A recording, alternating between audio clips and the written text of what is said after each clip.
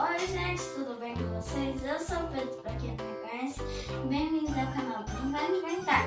No vídeo de hoje, quando eu era pequenininho há um tempo atrás, uns 6, 7 anos, eu fiz um ventilador bem pequenininho.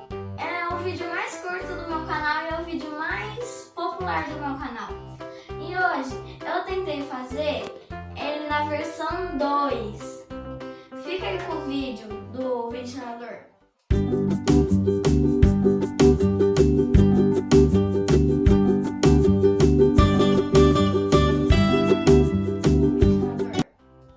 Viram? Ele é bem curtinho e é um ventilador pequenininho.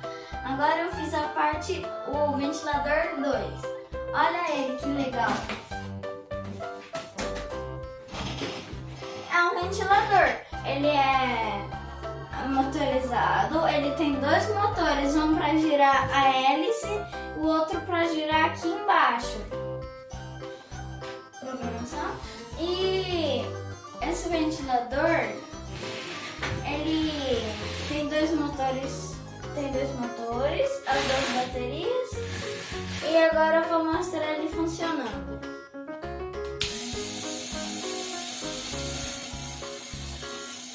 Eu tentei fazer esse ventilador para simular um ventilador de verdade, gente.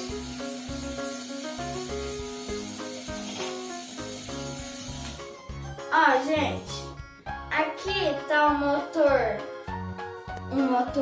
esse daqui que tá girando a hélice, e aqui tá o outro motor.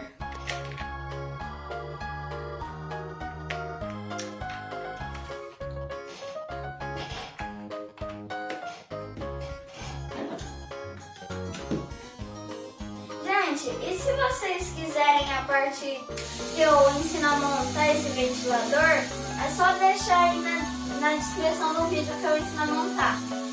Esse foi o vídeo, espero que vocês tenham gostado. Se gostou, deixa o seu like, se inscreva no canal, ative o sininho das notificações e tchau! Fui!